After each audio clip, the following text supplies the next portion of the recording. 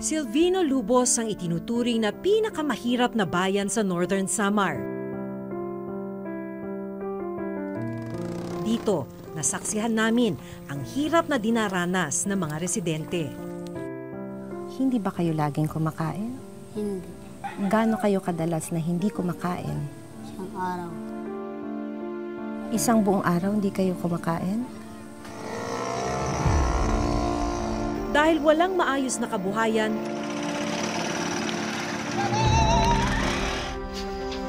at serbisyong pangkalusugan, may mga inaabutan na lang ng kamatayan. Ay, masakit nga po eh. Gawa namin. Kaya pa mabuhay. Pero wala naman, doktor.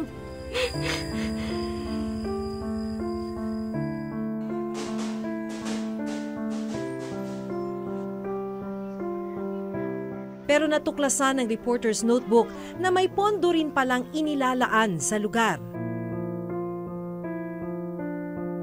Ang tanong, napakikinabangan ba ng mga residente ang mga proyektong ito?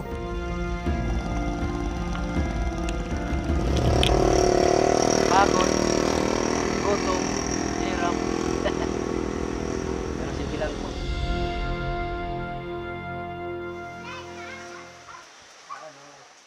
Halos hindi makalakad at hirap kumilos. Ganito namin inabutan ang 20 taong gulang na si Jessica Suryo. Ipinanganak na may bukol sa mukha si Jessica. Kay Jessica, dati na po siyang may bukol. Tapos, yung lumaki na po siya, nag-aral siya, tapos tinutokso ng mga kaklase niya, umuwi, umiiyak dahil inaano nga yung ano niya, bukol. Idinaraing din ni Jessica ang pamamaga ng kanyang kaliwang tuhod at tiyan. Una po, ito yung sumasakit. Tapos, pag kumakalma po to, ito na naman po yung sumasakit. Yung tiyan. Pag kumalma na naman po yung tiyan ko, ulo ko na naman yung mano. Kasi gusto ko gumaling eh. Gusto ko po makapag-aral. Para maibsan ang sakit na nararamdaman ng anak, luyang dilaw ang ipinanggagamot ni Aling Judith. Kuha ka ng panty. Sumasakit siya masyado, ang tuhod niya, ito lang ang linalagay ko po. Tapos, gumagaling-galing din na babawasan ang sakit ng tuhod niya po.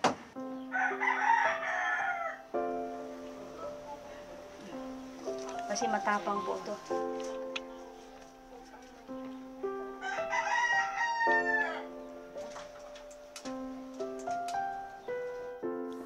Umiiyak talaga ako kasi awang-awa talaga ako sa kanya. Wala akong magagawa dahil siyempre pagpapasok ka sa hospital, talaga, hindi ka talaga dyan tatanggapin na wala pong pera. Taong 2013 nang dalhin ni na Aling Judith si Jessica sa Manila para matingnan ng espesyalista. Dito inoperahan ang bukol sa kanyang mukha. Sana po gumaling na po lahat ng sakit sa katawan ko. Gusto man nilang dalhin sa ospital ang anak, kulang naman sila sa pera. 2 oras din ang layo ng ospital mula sa Silvino Lubos na kailangan pang tawirin ng bangka at habal-habal. Mahirap po ang kalsada. Naku, makakapunta ka po doon, 1,000, balikan po 1,000 yan pamasahe sa scooter.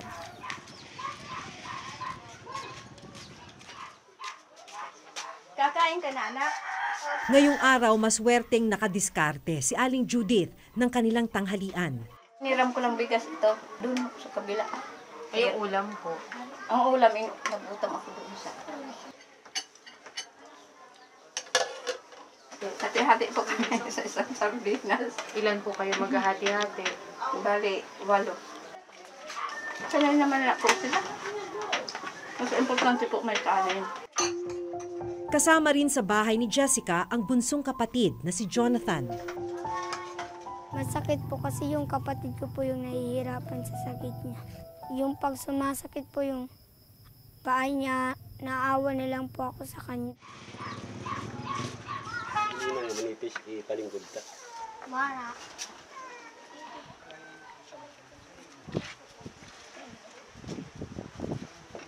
Dudulong ka muna sa kwan.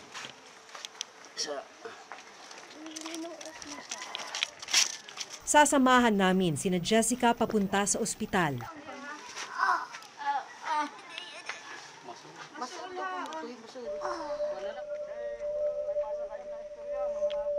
Dahil hindi makalakad, kinailangan siyang pasanin ng amang si Mang Samuel.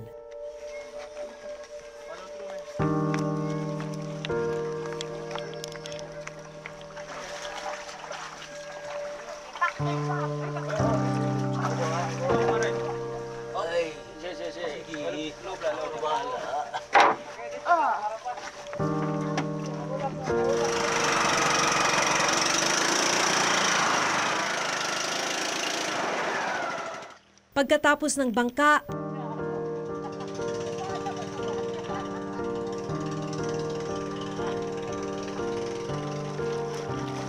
ang ilog namang ito ang babagtasin. Sobra po yung awa namin kahit wala kaming hanap buhay, walang makain, pero tinitiis lang namin dahil anak namin yun eh. Gagawin po lahat para mabuhay lang po siya. Pagod, gutom, hirap. Pero sige lang po. Mapakas tayo. Aray ko. Hindi na.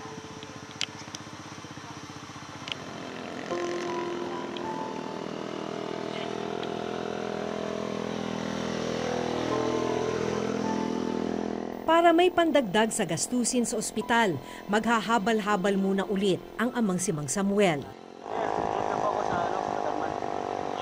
Kasi may pasahero po ako isa dyan. Sayang po naman yung 200.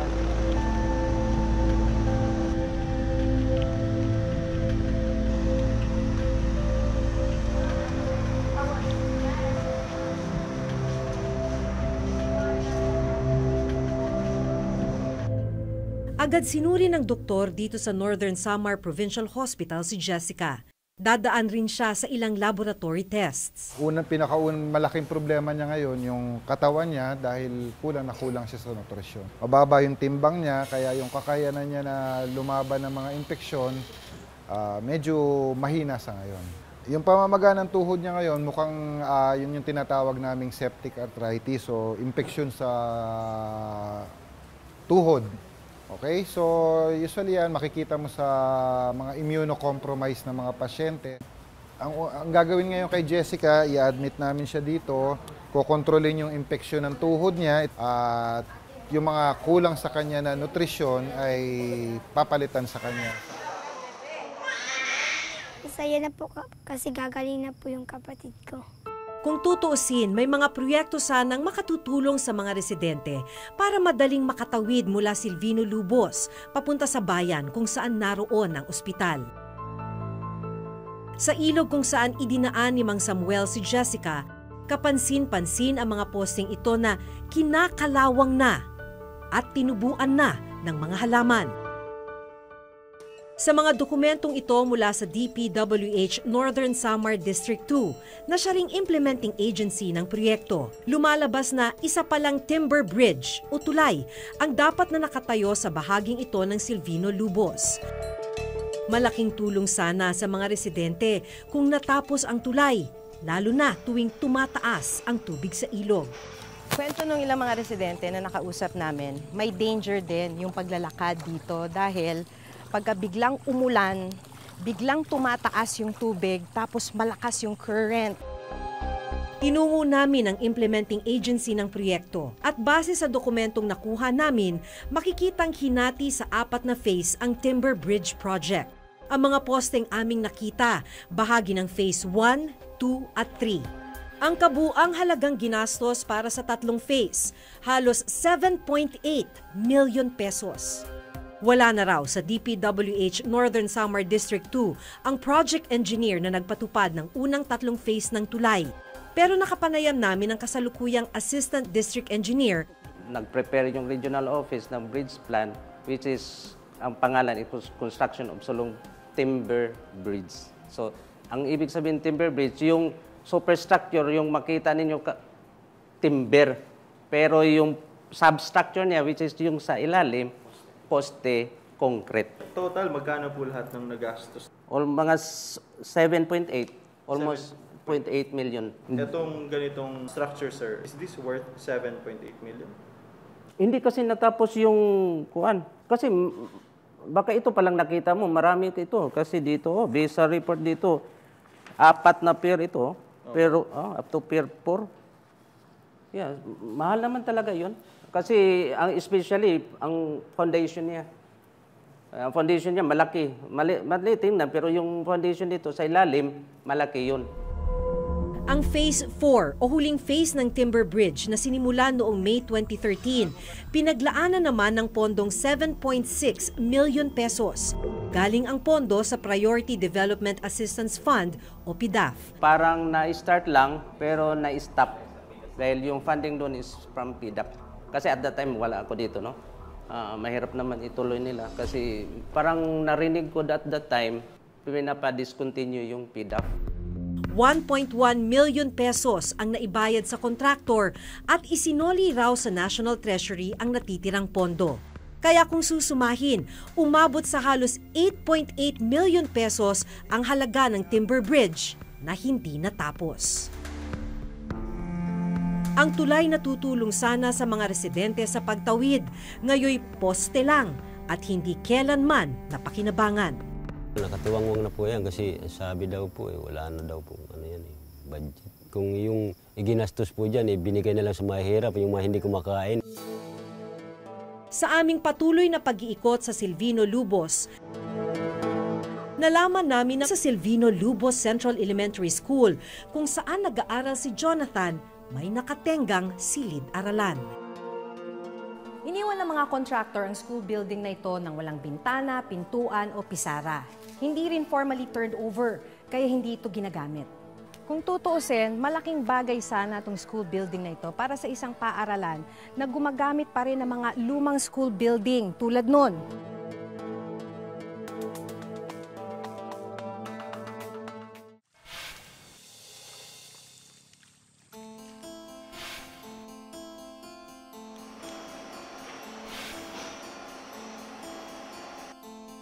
Sa tabi ng hindi natapos na tulay, mapapansing patuloy ang paggawa ng isa pang tulay at ang pagsasaayos ng kalsadang ito.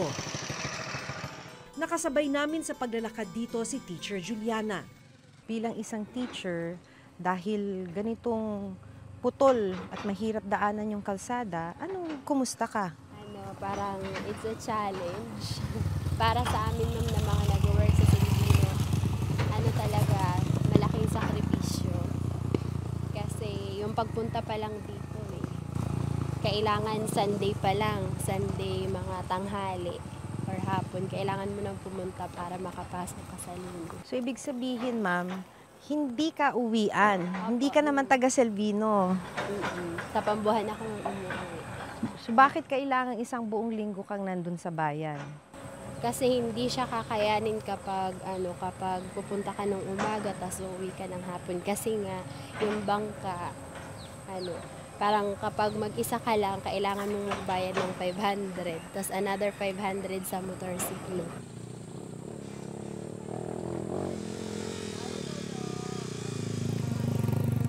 Linggo-linggong nagsasakripisyo si Teacher Juliana na makatawid sa Silvino Lubos para makapagturo sa mga bata. Ba't mo ito tinitiis, ma'am? We are trying to give hope para sa mga taga Silvino.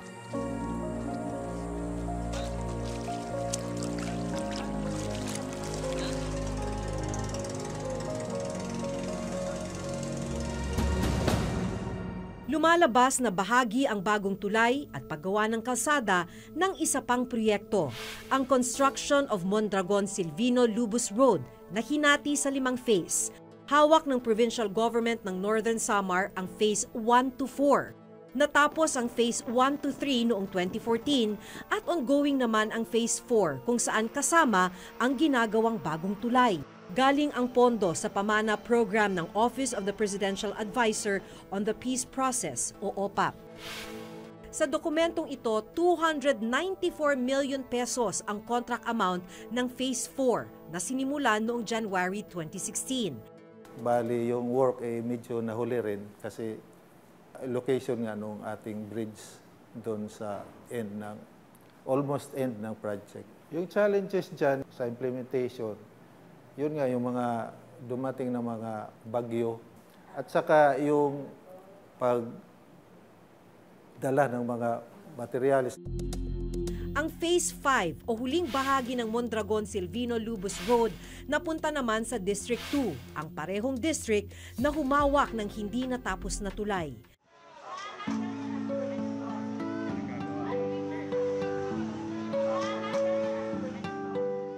Sinundan namin si Teacher Juliana sa Silvino Lubos Vocational High School kung saan siya nagtuturo. Okay lang kayo. Dito namin natuklasan na ang ilan sa mga senior high school student nagkaklase sa mismong stage ng eskwelahan. Temporary po, sabi temporary. Yung iba, ayan po, nasa stage. Yung stage namin na kare-renovate lang din konti pagkatapos nung bagyo last year. So yung grade 12, andun muna sila sa stage kasi wala pong available na classroom.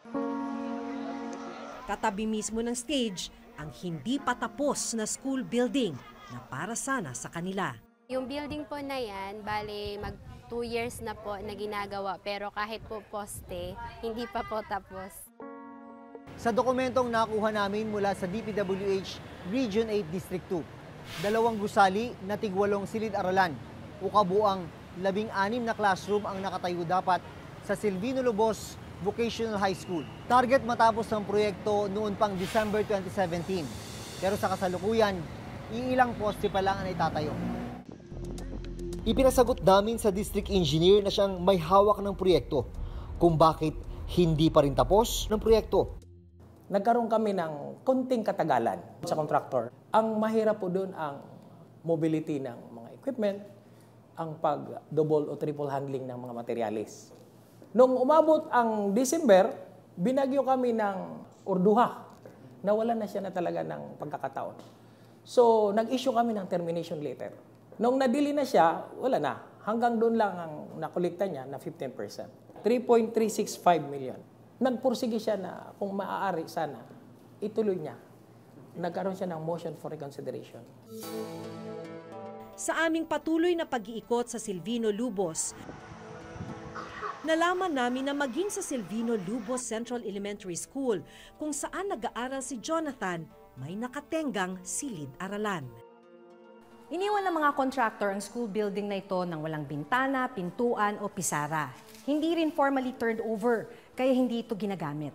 Kung tutuusin, malaking bagay sana itong school building na ito para sa isang paaralan na gumagamit pa rin ng mga lumang school building tulad nun.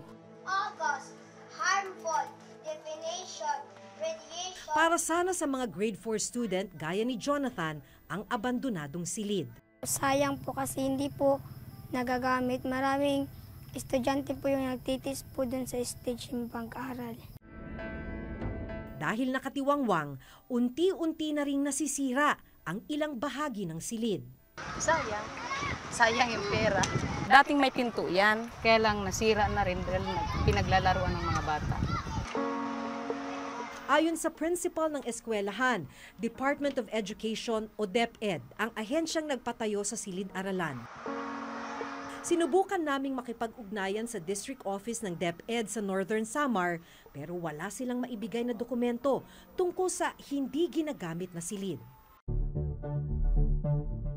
Ang provincial government bumuo daw ng Infrastructure Committee para siguruhing nababantayan ang lahat ng infrastructure project na gagawin sa Northern Samar. And we believe that accessibility and connectivity are key to economic progress. That's why yung pinaka-importanting project is yung ma-connect yung Silvino Lubos to the provincial road network. Ang pag-ahon ng pamilya sa kahirapan ang inspirasyon ni Jonathan para magsumikap sa kanyang pag-aaral. Bakit pumapasok ka pa rin kahit nagutom ka? Pangarap ko po kasi maging teacher. Kaya sabi ni Mama, mag-aral po ako ng mabuti para paglaki ko, yung mga anak ko po, mabigyan ko po ng magandang buhay. Nahihirapan ka na ba? Hindi pa po, Ma'am, kasi yung inspirasyon ko po yung pamilya ko. Pag nag-aaral po, iniisip ko po, Ma'am, para po doon sa pamilya ko. Kaya po, pinagbubutihan ko po yung pag-aaral ko.